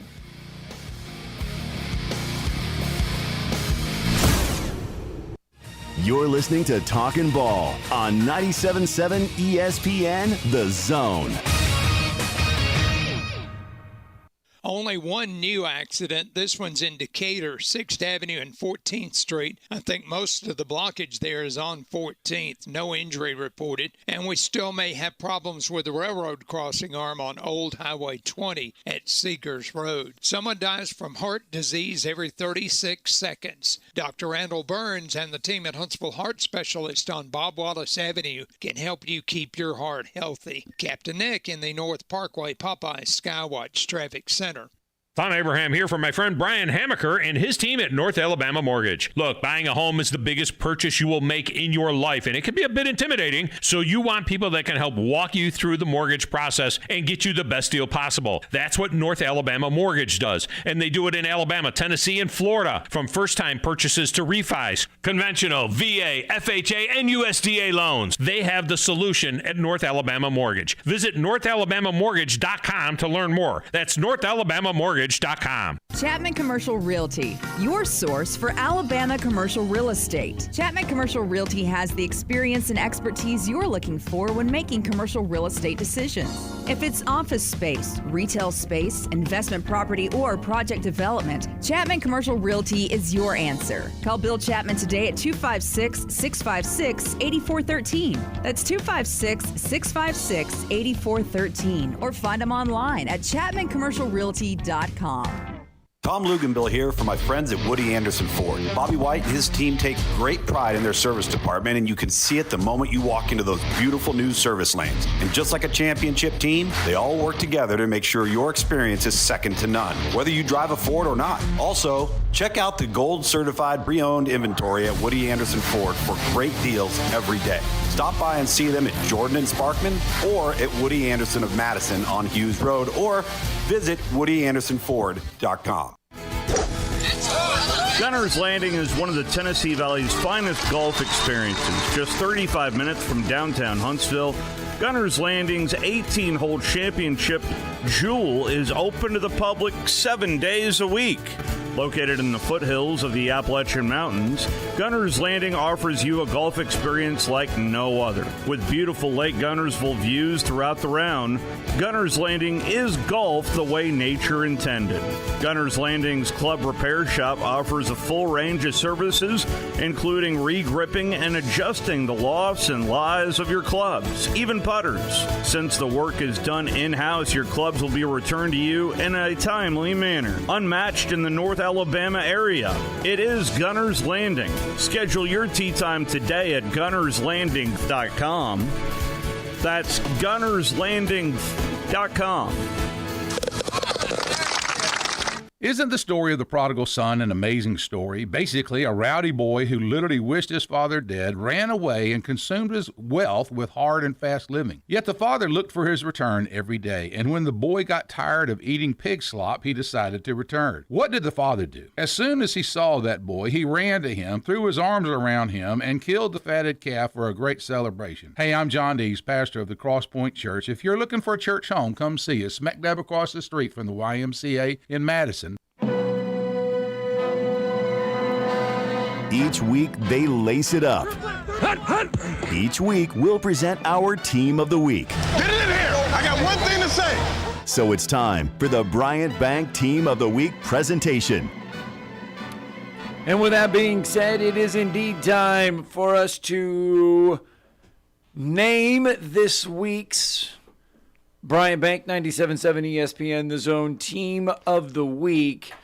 And it's a good one because they played a good one on Friday. Yeah, I mean, it's one of the best games I've ever had the pleasure of broadcasting. Certainly our Raiders didn't get a win in the game, but as we are the home of the Randolph Raiders. But you have to tip your cap to the Team of the Week, our Bryant Bank Team of the Week, the Westminster Christian Academy Wildcats. It was a huge 4A Region 8 game, Scott, and so many times you see a big game, you know, that people get excited about, they get hyped about. You got a great crowd, you got a great atmosphere, and somehow the game doesn't live up to the expectation. Well, seen it. This one did and more. I mean, you guys talked to Louis LeBlanc on Friday on our Woody Anderson Ford High School Football Scoreboard Show, powered by the Huntsville Sports Commission, our North Alabama High School Football Scoreboard Show, and I mean, you could hear the emotion in his voice. You could hear how much it meant to him. And they had 3 tough losses to Randolph. Brandon Mush, who has had just one of the greatest careers in AHSAA history, not just the history of our community. And as far as at Westminster, this is a transcendent career in high school football. And he has over 11,400 all-purpose yards now. He's accounted for, I believe it's 153 touchdowns. He accounted for 5 on Friday, and just was a tremendous, representative for his team. had a huge 62-yard touchdown run that ended up being the difference in the game, and then recovered the onside kick. So, I mean, that where Randolph tried to get the ball back after failing on the 2-point conversion. It was a great team win for Westminster. Both teams played as hard as they could. Great crowd on both sides over at Sports Medfield, and for that, I just think for living up to it and the game meaning as much as it did, because while neither team has clinched a region championship, I think it puts Westminster definitely in the driver's seat. Right. And they've got a chance to do some special things. And because of that special performance as a squad, we'd like to honor Westminster Christian Academy as our team of the week. All right. Louis LeBlanc, Westminster, we are headed your way later this week for a very special presentation. We'll check in with Coach LeBlanc tomorrow right here on 97.7 ESPN The Zone. Phone lines is where we return to. Rod is with us this morning. Good morning, Rod. How y'all doing? Good. How are you, man? Oh, good. Especially after the win the other day. Some dogs in the background. Yeah, the dogs are fired up too, man. So, I was. The defense really showed out, and they got after it, and they played with that physicality and violence.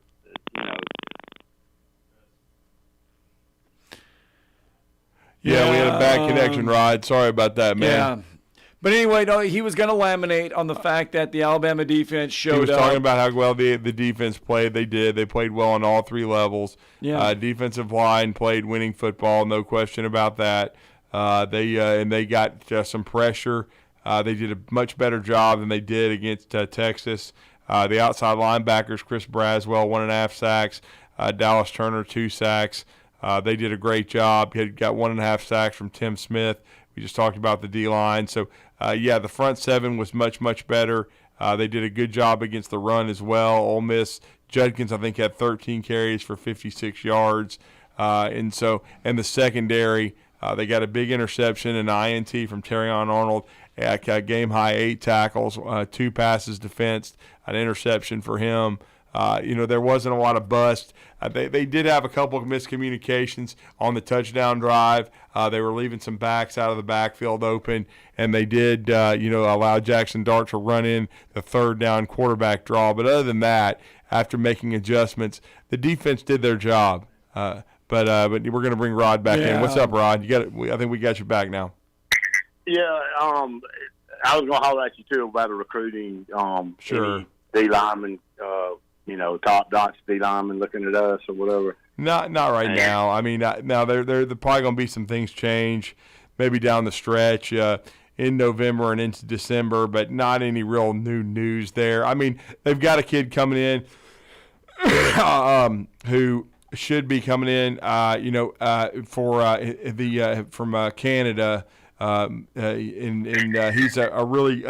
kind of a hybrid. He'll probably beef up into a defensive end. Steve Muabua is the way I pronounce it, but he's from Canada. He's from Quebec. I think he came in this past weekend, unless they've pushed it back to Tennessee. Honestly, I'd have to double check that because there was a thought he was going to come in October. Then they said September, but he is definitely supposed to be a guy that they're prioritizing along the defensive line. But as far as new names, no, I haven't heard of any new names as of yet. Okay. I was going to ask you too. What did you think about the targeting call in the game? I didn't think it was a good call, but that's just me. Well, it's getting to the point where you can make a great violent hit on somebody and have the crowd loves it, and that's what we go to the darn game for, and it's just, and it's not playing. I just thought it was totally uncalled for, the flag, because it's going to change the momentum of the game. And it's just like when Dabo and them, they beat Ohio State with a 6'6" he quarterback, and he drops his helmet and hits a 5'10" defensive back. How can that be helmet to helmet? It's changing the game, because you can make a phenomenal play and then get a big penalty, and it just makes you don't even want to watch the game. Our little safety, was Brian Branch. He had a big hit, Detroit, and had a huge hit, and they called the same thing. And it's like, it's a fine sport to me, and it's horrible to watch. You know, it's just, you can't. I just don't agree with it at all. You when you sign up to play football, you sign up to put your life on the line, just like going in the military, and you're playing with everything you got. And, you know, you can't help when you make a tackle.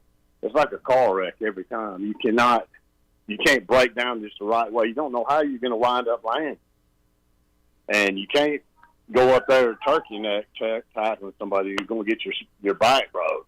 And it's unbelievable. He didn't even hit him in the helmet. He just used his helmet a little bit to hit him in the shoulder pads. Yeah, I thought it was mostly. I thought he hit him. I thought he got a lot of shoulder in there too. It looked shaky to me, no doubt about it. But it's just ruining the game. I mean, you know, it's just like the whole world's going. It's unbelievable. It's, you know, I love the violent hits of football. You know, that's what brings the crowd out, and they can change the momentum of a game one big hit. You know, but anyway, well, I appreciate y'all, man, and roll tide. And you going to the Mississippi State game this week, Drew? No, I'm not. I'll be watching from my couch. It's too late for me. 8:00 at night, man.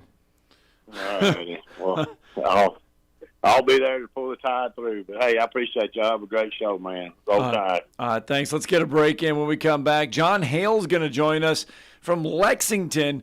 Talk about the Kentucky Wildcats playing host to Florida. How big is this one for Mark Stoops?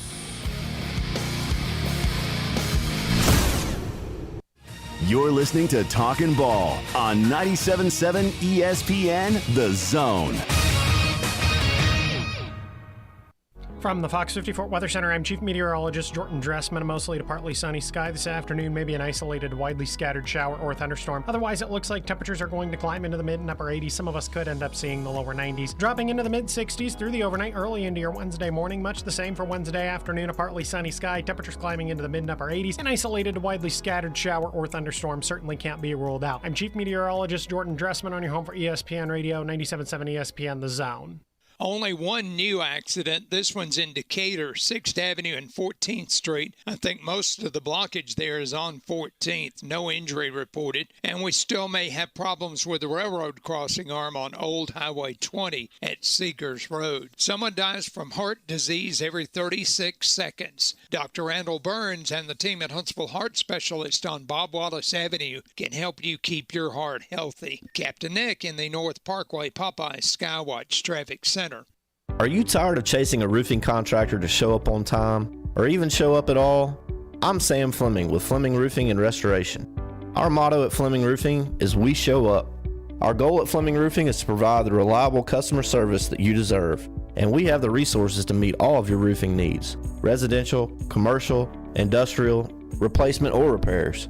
We are manufacturer certified for roof coatings, single-ply membranes, and asphalt shingles. Whenever you need a roofing professional you can count on, call Fleming Roofing and Restoration. We are committed to finding the solution that meets your needs. We don't have quotas or heavy-handed sales tactics. Fleming Roofing, we have expert experience. We show up. Free estimates, residential, commercial, industrial, replacement, or repairs.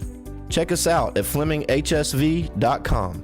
FlemingHSV.com. When you need a quick response, it's Fleming Roofing and Restoration. We show up. With us today, Dr. Tracy Lowry of Best Vein Care of Huntsville. When we evaluate a patient and they indeed have significant venous disease, most third-party payers, private insurance, Medicare, require us to treat every patient conservatively at least 90 days. Conservative treatment includes increasing ambulation, elevation of the legs, and the wearing of compression stockings. It's very common for folks to come see us in March or April wanting to have their veins fixed before they go into swimsuits starting in June.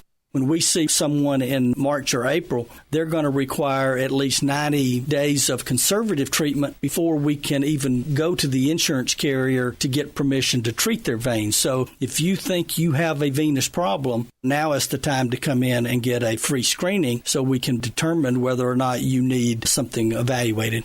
If you have a vein problem or you think you may have a vein problem, now's the time to contact us at bestveincarehuntsville.com.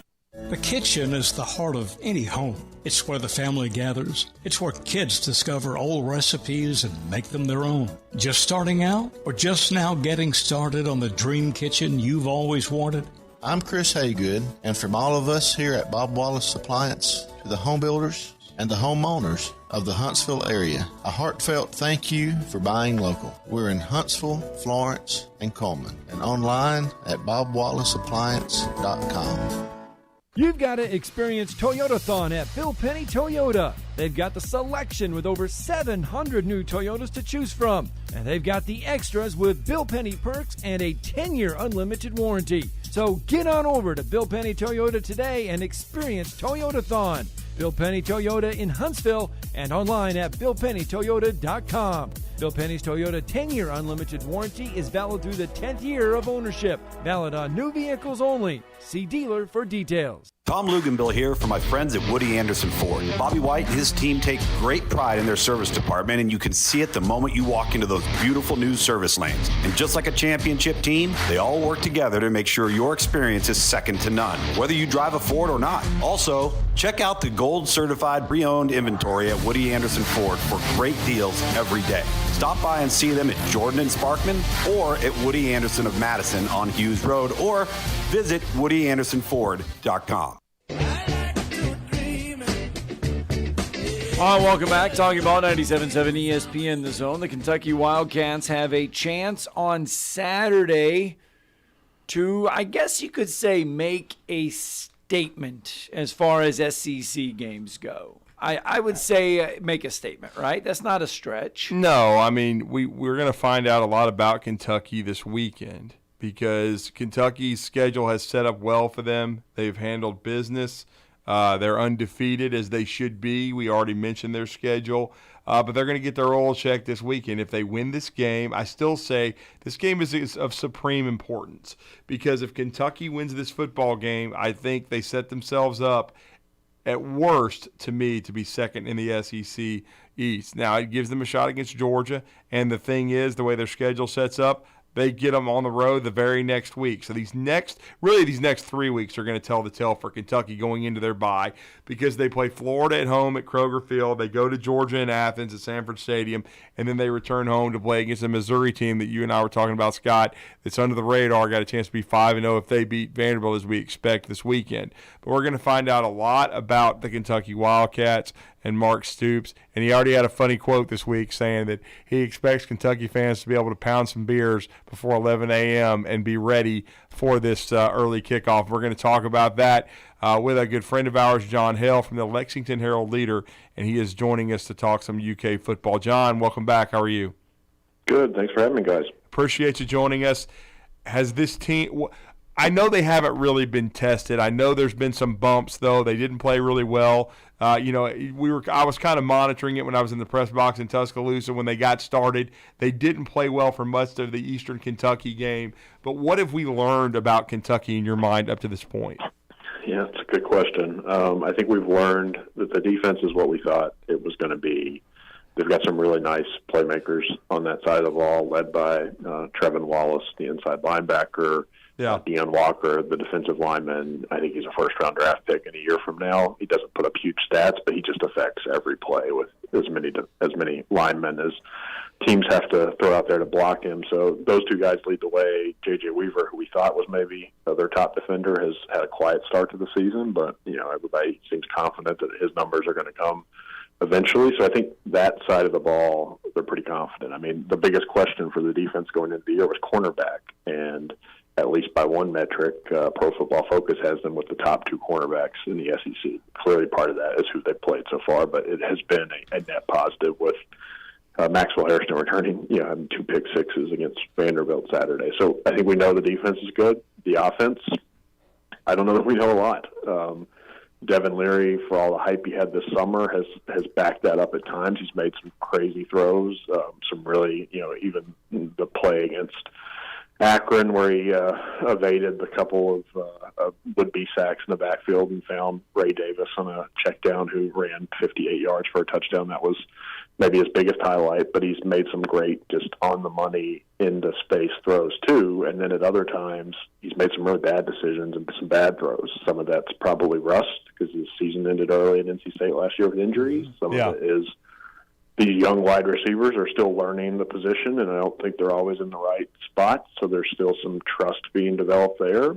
And then the other part of it is the offensive line is better, no question, than a year ago, but still not great. And so he's, been under pressure even though they haven't given up many sacks. His pocket presence, he's had to move around. He's had to, make some throws under duress. We saw one of those against Vanderbilt turn into an interception. So the offense is very much a work in progress. There's lots of reasons to be excited, but they all know no one's pretending that the performances they've put up so far will be good enough against Florida or Georgia or Missouri or the other teams coming in the second half. Is it? I mean, I have not seen. I watched a little bit of that Vanderbilt game and some of the other ones. Does it look like Devin Leary and Liam Cohen, are heading in the right direction, same page, the offense? If Leary's playing good, the offense is going in that right direction? Yeah, I think so. I mean, he is learning a pro-style offense for the first time, playing in a pro-style system. So I think there have been some, bumps along the road in terms of just procedure. Early in the season, there were a couple instances where he called the wrong play on his wristband in the huddle. Like, that's something he just didn't have to do at NC State. So you would expect those things to get cleaned up as the season goes along, and I think they have. Maybe the one concern is Vanderbilt was probably his worst game. They started off really fast, got up 24-0, but then there were these 3 or 4 series in a row right before halftime and right after time where they just couldn't do anything. And one series where Devin dropped the snap, and then the second play he got tripped up by a lineman, and then the third play he sailed it over a guy's head on third down. And so that was really but then he bounced back and closed really strong, which he's shown the ability to do this year, even when he's had some points of struggle. So I think that's a positive. You hope that his weapons around him, those receivers, are getting better. The play of Ray Davis at running back has been a real plus for the offense so far. Even when he's not putting up huge rushing totals, he's been a big factor in the passing game. So that's been nice to see.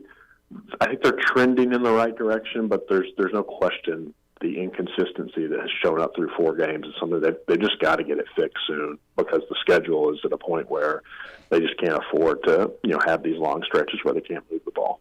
Well, and at least they've been able to get over the hump here. I mean, they've won 2 in a row, and Stoops has beaten, I believe, the Gators 3 times in his tenure, because there was that long losing streak against them. So they've been able to get that albatross from around their necks. This shouldn't be a mental thing. They've had a lot of success against them in the last 5 years. So, and they're going for 3 straight. But I guess the key of the drill is going to be to the consistency. I know Barry and Brown's coming off a 100-yard game. Ray Davis has transferred in. A lot of this portal era stuff is, and you kind of referenced it with Devin Leary, is getting everybody on the same page. Where does Stoops and Liam Cohen think this offense is heading into this game? Yeah, I think that the portal part of it is obviously a huge factor. They've got a portal quarterback, a portal running back, a portal left tackle, a portal right tackle. So I mean, it's a lot on that side of the ball, and so they've had to figure some things out there, and I think they're trending that direction. There's no one. I think this is an interesting week in terms of the portal for Kentucky, because back in December, it was originally everybody thought Graham Mertz was the quarterback that they were going to sign as the replacement for Will Levis, and then the reports of Devin Leary's interest came out. He obviously had much better stats at NC State than Mertz had at Wisconsin, and they had both of those guys in for a visit the same week, and were kind of just waiting on what Leary was going to do, and he ultimately picked them, so they didn't prioritize Mertz. But that's going to be an interesting head-to-head battle to see if they made the right decision there, because Mertz has obviously been pretty good for Florida so far in a different kind of offense. So I think that what the quote Liam Cohen said last week was, even when Devin makes some mistakes, he's really glad he's on his team because of all the positives he does bring to the field. It just seems like at times this offense is very boom or bust. I think they've only run more plays than 2 teams in the country that have played 4 games so far. That's the big point of emphasis, is like they're never going to be a Tennessee kind of team where you snap the ball 10 seconds into the play clock, but they need to find a way to run more plays to get more people involved, and then the offense will start looking a lot better. This is a game where some people still will pick Florida because of the name on the helmet. But over the last couple seasons, this is the game that Mark Stoops has been shown the ability that he can get this Kentucky team ready to play and capable of winning this ball game. Yeah, absolutely. As you mentioned, the quote from Mark at the top there about the noon start, that's been a point of emphasis here because people really wanted it to be a night game, or right. disappointed when it came out as the noon. But of those 3 wins they have in the last 5 years against Florida, only one of them was in Lexington. They've won twice in Gainesville. That's right. The one 2 years ago in 2021 was in Lexington and was a huge game because the crowd was such a factor. I think Florida had 8 false start penalties in that game just because they couldn't hear the snap count. And so that part of it, will really help if they can bring that kind of energy even in a noon start. But Kentucky has proven in the last 5 years they can beat Florida regardless of where it is. I mean, there was one measure that came out this week that Kentucky actually has more 4- and 5-star recruit starters on their team now than Florida does, which is crazy to think. At any point in that 31-game losing streak, the talent was just not close between these 2 programs, and now it is.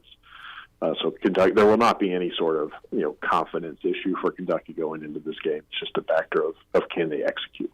Well, and the feel I get for it, and we know Florida is more of a traditional offense. They're going to run the football. They want Mertz to be efficient, take care of it, not turn it over. But this has the mark of what, and you talked about Brad White's defense at Kentucky. He may be the most underrated DC in the SEC. Austin Armstrong has made a huge impact, in his first year so far. This could be 2 of the top 4 to 5 defenses in the league. I get the feeling you maybe need to take the under in this game. Oh, absolutely. I think basically any time Kentucky plays, you take the under. That was that Eastern Kentucky game, like screamed the over-under was like 58 or something like that. But like, there's no way that Kentucky's going to do that against it. That's just not how they play. I mean, they are perfectly content to win ugly, even with an offense that has, is really capable of putting up big plays that we've seen over and over this year. And they just don't. They're just not a team that's going to blow out an SEC team. Certainly, and they're not going to win in a shootout. I don't think it's going to be there. The defenses are both really strong for this game, so I would be really surprised if the over hit this weekend. Well, and would it be safe to say, though, I think Ray Davis is a proven guy. He had 1,000 yards at Vanderbilt last year with Key and with Berry and Brown. That there may be more explosive weapons on the Kentucky team offensively than the Gators, which could help make the difference in the contest. I think so. I mean, and that's when Kentucky's offenses look good this year. It's big plays. I mean, Devin Leary, I think, has 4 pass plays over 50 yards already. At least one of those was the Ray Davis play where it was kind of a check down and he ran with it. But they had the capability to really put up big numbers. There was Berry Brown had a big one last week. At Vanderbilt, they actually had like a 40-yard touchdown called back against Akron because of a hold that was kind of questionable. So that they have the explosive weapons to do that. Now, sometimes they've gotten a little over-aggressive in those situations, and they haven't clicked, which leads to some of these 3-and-outs and the problem with not getting enough plays. So I'm interested to see how aggressive they are against this Florida defense. But they have the playmakers to go out there. And, you can get those guys the ball in space, and they can change the game. Well, and so, John, we're talking to John Hale, Lexington Herald leader. Last couple of minutes with you. What's going to be the key for Kentucky? Because, they've got a tough stretch coming up in their schedule. We know that coming up. But what's going to be the key to getting this win and kind of trying to set up this back half of the schedule where these games are going to be so meaningful for the Cats? Yeah, I think this is a real week where we're going to find out how much better this offensive line is. Obviously, they were one of the worst offensive lines in the country a year ago. They ranked like 126 in the country in sacks allowed, but they've only allowed 4 sacks through 4 games. So that part of it's good, but like I said earlier, Leary has been under pressure in some other moments and kind of bailed them out. Maybe the biggest issue of the offensive line has been their run blocking, especially on 1st and 2nd down. So far, they've been in way too many 2nd and 10, 2nd and 9, 2nd and 15s. They're just not going to be able to win this game if that's the case on Saturday. They've got to get positive yards on 1st and 2nd down and stay ahead of the chains.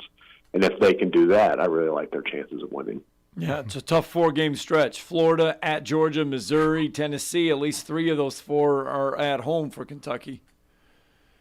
Yeah, you look at Kentucky's schedule, and you can make the argument that they could lose every game the rest of the way. I mean, it wouldn't be a huge shock because just of the quality of teams they're playing. But you could also say they might be favored in 5 or 6 of those games. So we just don't know who this team is because of the schedule they've played so far. You hope, if you're a Kentucky fan, that it has helped them work out some of these kinks, get on the same page going into the real meat of SEC play. But until we see them do it, it's going to be a real question. Really is. Well, John, we appreciate the time. You do a great job covering the Big Blue Nation and Mark Stoops and the football program. Let everybody know how to follow you. Yeah, it's John Hale, JONHALE_HL on Twitter, X, whatever it's called now, and then KentuckySports.com. Thanks you, sir. Thanks for having me, guys. All right, let's get a break in. How about we call it Twix? Whatever. I don't know. Left side, right side. Oh, good Lord. Let's get a break in. More Talkin' Ball when we return. You're listening to Talkin' Ball on 97.7 ESPN, The Zone.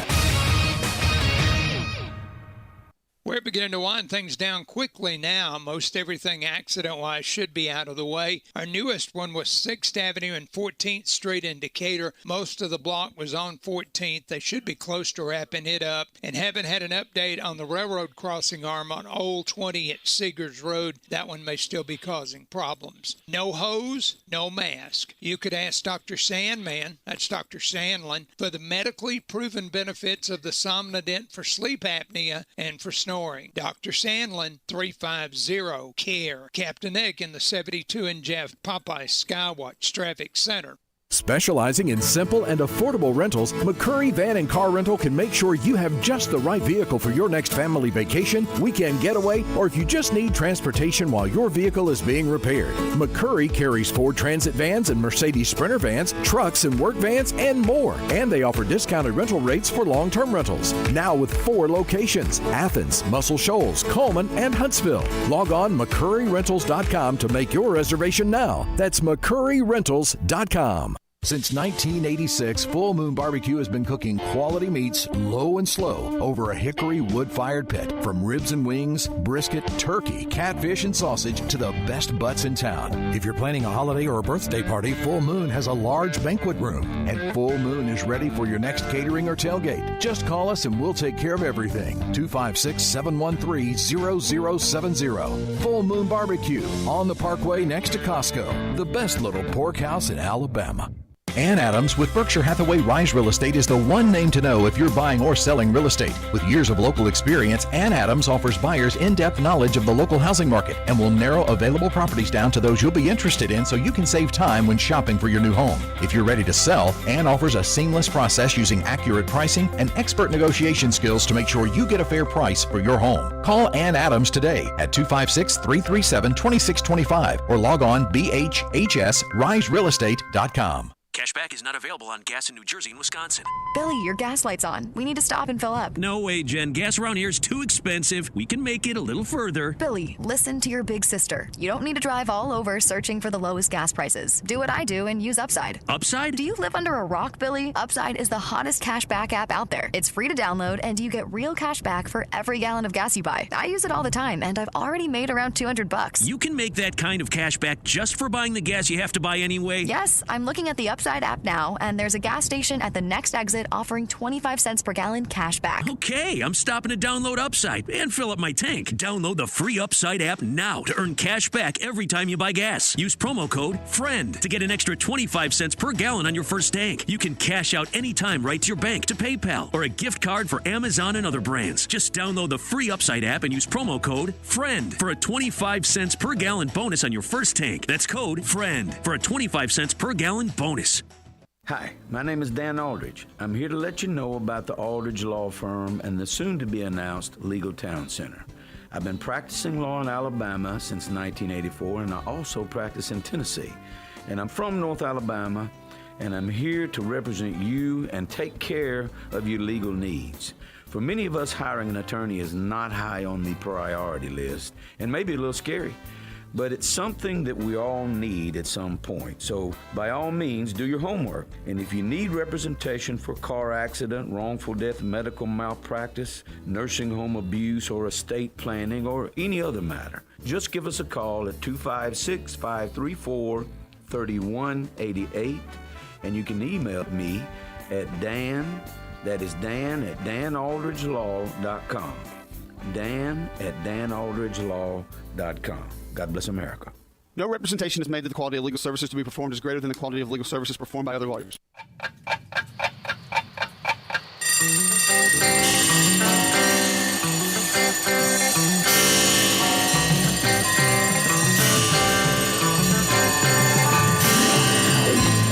It's time for tomorrow's headlines today with Scott Tyson and Drew DeArmond on 97.7 ESPN The Zone. Welcome back, Talking Ball. 97.7 ESPN The Zone. Scott Tyson, Drew DeArmond with you for just a few more minutes. And I did look this up before. What did you look up?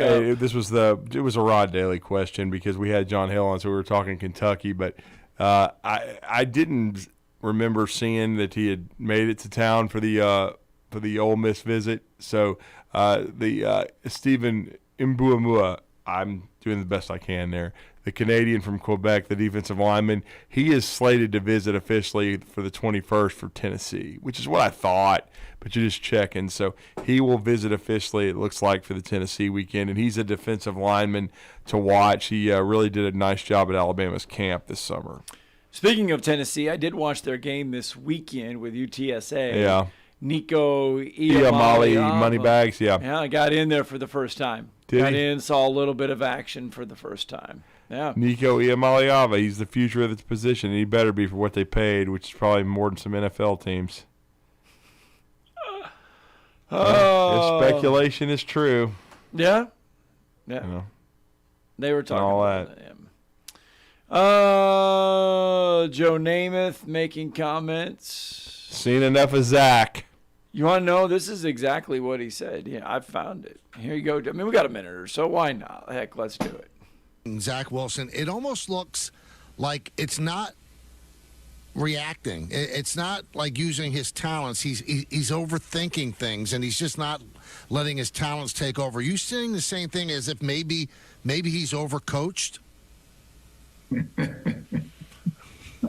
I'm saying I don't believe in him. I don't believe he has a future as a good player. And I think they made the wrong choice when they drafted him. I feel that way. He has some athletic ability, but you've got to have something up here that's, going on whenever you're studying, reading, playing out there. Sitting down, throwing the ball. It's ridiculous. You've got the wrong people playing. Thank you, Joe. That's the way to end the show. You've always said it.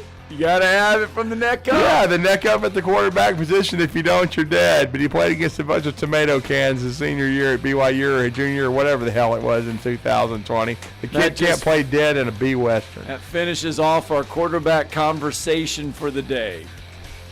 All right, we'll be back at it tomorrow. Grady the Greek. Do you want your next party to be something you'll remember? Then head on down to Flow Supreme Air to book your next big bash. Birthday? Corporate meeting? Maybe just